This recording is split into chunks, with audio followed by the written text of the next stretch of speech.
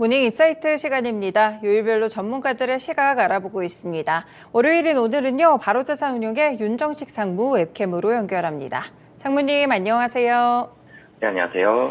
네, 먼저 저희 지난주 증시 보겠습니다. 요즘 시장이 좀 변동이 심한 듯 하면서도 결론적으로 금요일 주가를 보면은 결국에 지난주에 다시 한번 돌아오는 그런 흐름들을 보이고 있는데요. 지난주 증시 어떻게 보셨나요? 네, 좀 전에 말씀 주셨던 게 최근 증시의 가장 큰 특징인 것 같습니다. 하루하루는 굉장히 변동성이 컸죠. 그래서 한 주가 지나고 나면 좀 지칠 정도로, 와, 이번 주에는 많은 변동이 있었구나, 많은 변화가 있었구나라고 생각을 했는데, 결론적으로 주간 단위로 놓고 보면은 큰 변화가 없었던 게 최근의 특징 중에 뭐 가장 큰 특징이었고요.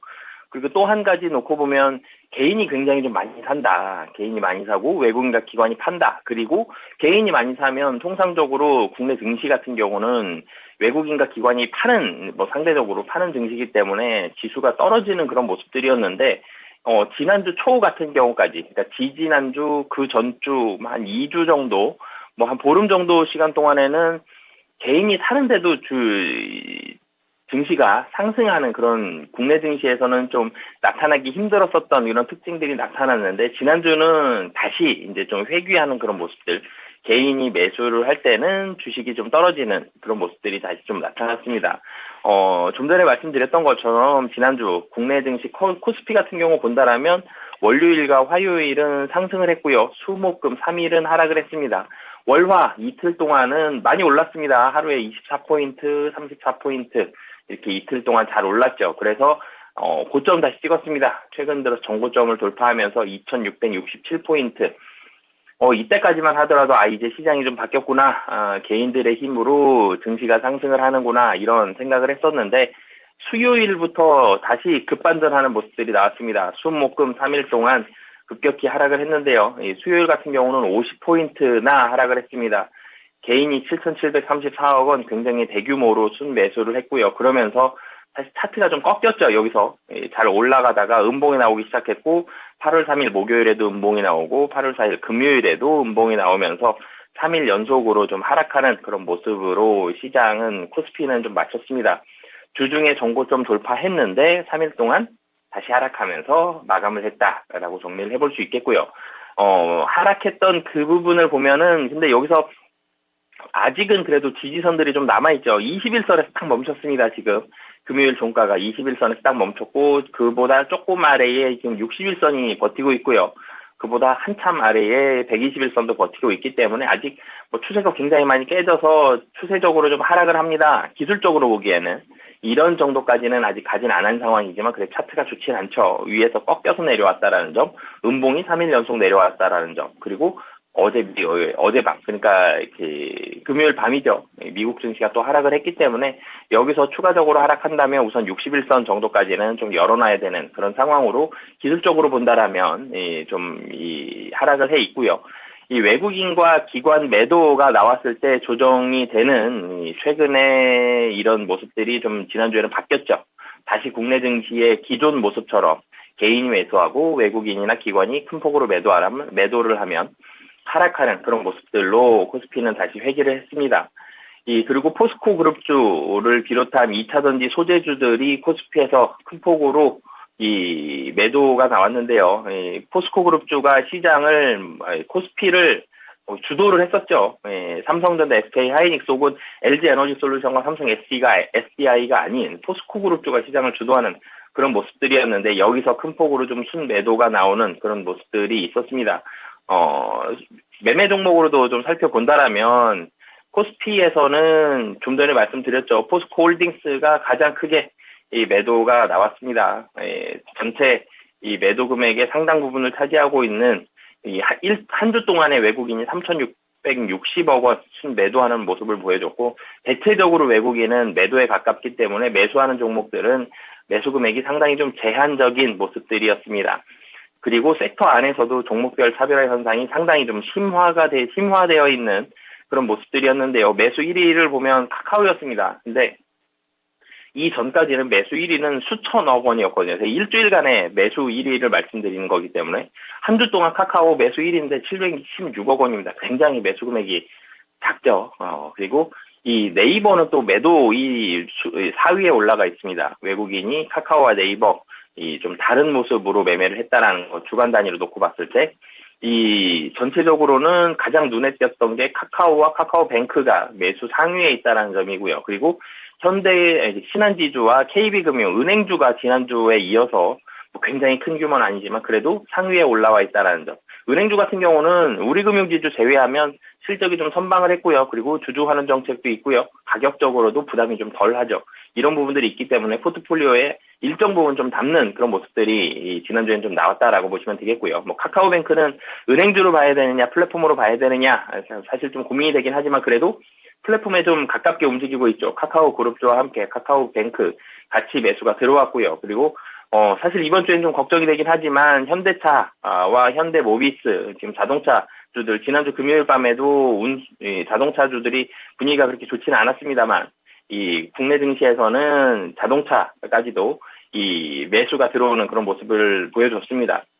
매도는 제가 포스코홀딩스 말씀드렸는데 포스코홀딩스 가장 많이 매도를 했고요. 그리고 그 밑에 종목들을 보더라도 2차 전지가 상당히 많이 포진이 되어 있습니다. 삼성 SDI가 매도 2위 1,528억 원, 그리고 LG화학이 매도 3위입니다. 1,333억 원까지 2차 전지 관련된 종목들 매도를 했고요. 그리고 매수에 현대차와 현대모비스 말씀드렸는데 기아는 매도 5위에 가 있습니다.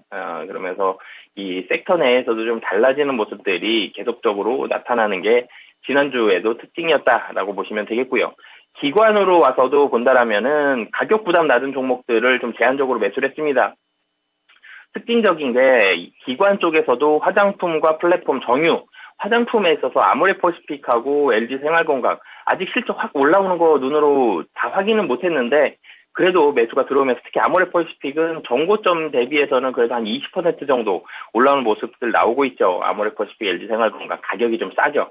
그리고 플랫폼에서 네이버와 카카오뱅크 이 매수 상위에 있고요. 그리고 이 정유주 SK이노베이션과 S오일까지 이 매수 상위에 있습니다. 매도 쪽으로 가면 반도체와 2차 전지 자동차 매도를 했는데 삼성전자와 SK하이닉스 그리고 현대차, 기아, 포스코홀딩스, 삼성 SDI까지 이 분위기가 그래도 선방했었던 종목들 좀 매도하는 모습들 기관 쪽에서 나타났습니다. 이 코스닥으로 와보면은 코스닥 같은 경우도 이 코스피와 마찬가지로 상승하다가 좀 하락을 했는데 이 수요일 날 코스피에서 좀 많이 하락했었는데 코스닥도 좀 많이 하락을 했습니다. 근데 수급이 코스닥은 도리어 개인은 매도하고 외국인 매수하는 모습들이 강했었는데 지난주 같은 경우는 코스피와 마찬가지로 코스닥도 개인 매수로 좀 바뀌었습니다. 개인 매수하고 외국인과 기관 매도하는 모습 코스피와 비슷하죠. 그리고 차트도 비슷합니다. 정고점 부분까지 상승했다가 다시 조정이 나오는 그런 모습들 차트도 좀 비슷한 모습이었고요. 코스닥에서 매매하는 종목들 살펴본다라면 외국인 사실 섹터별로 특징이 코스닥은 묶기가 굉장히 어렵습니다. 반도체만 좀 섹터별로 묶을 수 있다라는 점. 매수 1등은 아프리카 TV고요. 이 ISC라든지 이오테크닉스, 주성 엔지니어링 이 세 종목 반도체를 좀 매수하는 모습들. 그리고 바이오 종목 일부 종목들이 매수가 들어온 종목 모습을 보여줬고요. 매도는 섹터로 묶기가 좀 수월했습니다. 2차 전지와 엔터였습니다. 에코프로 BM, LNF, JYP 엔터, SM까지 이 분위기 좋았었던 종목들 다시 매도하는 모습들 나타났고요. 포스코홀딩스 코스피에서 매도했죠. 코스닥에서는 에코프로 그룹주 매도합니다. 기관 쪽에서는 이 엔터를 매수를 했습니다. SM과 YG 엔터 매수를 했고요. LNF와 에코프로비엠 2차 전지 매도를 했는데 코스피 제가 말씀드렸죠. 매도는 그래도 섹터별로 묶기가 좀 수월했고 포스코홀딩스도 보면 굉장히 대규모로 매도를 했는데 매수하는 1위 카카오는 1,000억도 안 된다라는 말씀을 드렸죠. 코스닥은 더 그렇습니다. 코스닥 기관 매수 1위 SM인데 227억 원이고요. 코스닥 외국인 매수 1위 아프리카 TV인데 358억 원입니다. 그만큼 매수하는 금액 굉장히 적었고 매수를 섹터별로 굉장히 좀 대규모로 매수하는 섹터는 거의 없었다. 상당히 좀 제한적이다로 정리를 해볼 수 있을 것 같고요. 미증시 같은 경우 보면 국내 증시에서 수목금 하락했죠. 이게 사실은 피치의 신용등급 강등으로 인해서 국내 증시 좀 출렁였는데 미국 증시에서도 팔고 싶었는데 핑계가 필요했는데 피치가 미국 신용등급 하락했죠. S&P 이어서 피치도 하락을 시켰기 때문에 이제 무디스 하나 남았죠. 그러면서 증시 하락이 시작이 됐습니다. 경제지표는 어느 정도 선방하는 모습을 보여줬지만 이 정고점이라는 부담감 그리고 피치의 신용등급 하락에 대한 이런 명분 이런 부분들이 있었기 때문에 기술주 중심으로 하락을 했고요. 반도체와 전기차, 빅테크 기업들 변동성은 확대가 되면서 지난주 증시, 미증시, 국내 증시 모두 좀 하락하는 모습들로 주 후반은 마감을 했다라고 정리해 볼 수 있겠습니다. 네, 그러면 이번 주는 또 어떻게 움직이게 될지 상당히 궁금한데요. 이번 주에 있을 만한 주요 일정들도 함께 소개해 주시죠. 네, 시장 분위기가 사실은 좀 바뀌었습니다. 이 호재에 반응하기보다는 악재에 반응을 하는 애플이 그랬죠. 이번 실적 잘 나왔는데 향후 좀 안 좋을 것이다라는 예상 이런 부분들 때문에 주가가 하락을 했습니다. 지금 좋고 향후에도 좋아야지 아마존처럼 상승을 할 수 있는데 악재에 좀 더 민감하게 반응하는 시장으로 바뀌었다라는 점 꼭 염두를 해두셨으면 좋겠고요. 이번 주 주요 일정 제가 말씀을 드릴 텐데 경제 지표 중에서 그리고 실적 발표하는 종목들 중에서 악재 예상치보다 좀 안 좋게 나오는 종목이나 경제 지표가 있다라면 그날은 꼭 조심을 해야 됩니다. 이번 주에는 예민하게 시장이 반응할 가능성이 상당히 좀 높기 때문에 그런 악재에 대해서는 좀 많이 신경을 써주셨으면 좋겠고요. 월요일 같은 경우는 미국 7월 12 고용동향지수와 보스틱 애틀란타 여론 총재의 발언이 있습니다. 독일 유럽 6월에 산업 생산이 있는데 이 부분 독일 중요하지만 미국 쪽에 좀 더 포커스가 좀 들어가고요. 국내에 실적 발표하는 종목들 중에서 CJ 제일제당과 KT가 있습니다. 이 8일 화요일에는 중국 7월 수출입 동향과 무역 수지가 있고요. 독일 7월 소비자 물가지수 확정치, 그리고 중요한 거 나오죠. 미국 6월 무역 수지와 도매 재고 확정치가 나옵니다.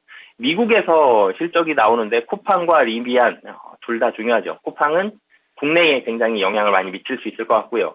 유통 이쪽 지금 분위기가 나쁘지가 않은데 CJ 제일제당 그리고 쿠팡 종목들 이틀 동안 그리고 리비안은 지금 전기차 관련한 종목들도 변동성이 상당히 좀 큰데 리비안 실적 만약에 좋지 않다라면 전기차 한 번 더 좋지 않을 수 있다라는 점 염두를 해주셨으면 좋겠고요. 국내에서는 게임주와 통신주 실적이 발표됩니다. 하이브, 넷마블, 위메이드 그리고 롯데케미칼, 통신주 월요일엔 KT 나왔는데 화요일은 LG U+와 SK텔레콤 경기 방어주 성격으로 매수가 일정 부분 들어가고 있는데 통신주들 실적도 잘 방어할 수 있는지를 잘 살펴보셔야 될 것 같고요.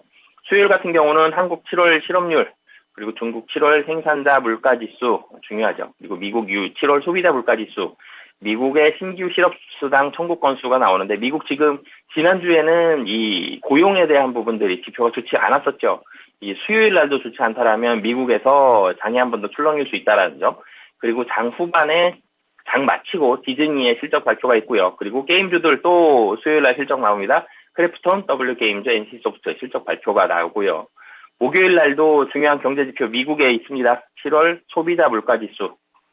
그리고 이 실적 발표가 알리바바 장전에 있는 실적 발표가 있게 되고요. 그리고 국내에서는 LG와 CJ E&M 그리고 스튜디오 드래곤, 롯데케미칼과 이 펄어비스의 이 실적 발표가 있습니다. 제가 이 수요일 날 미국의 이 소비자 물가지수라고 말씀드렸는데 미국 생산자 물가지수고 목요일은 소비자 물가지수고요.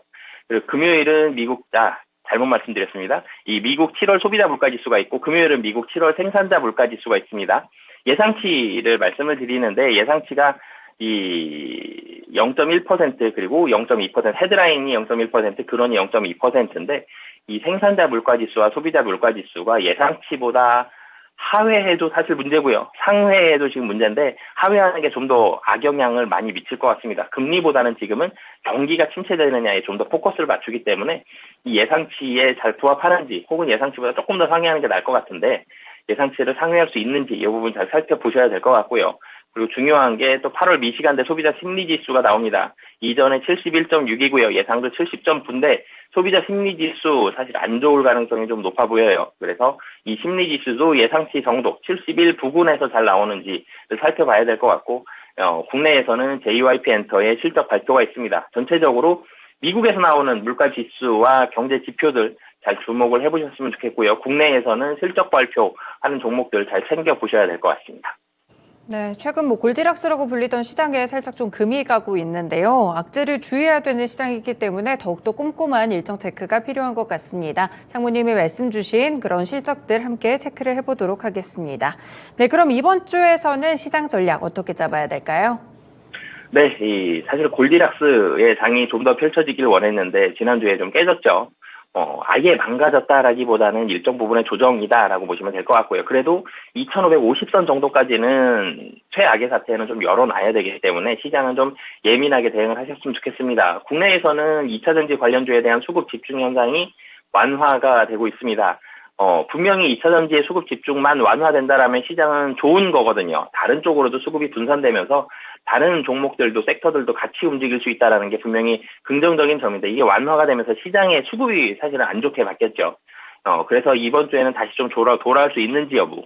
주도주의 이동으로 인해서 거래대금이 많이 줄었습니다. 10조 원대 초반까지 줄어있던 거래대금.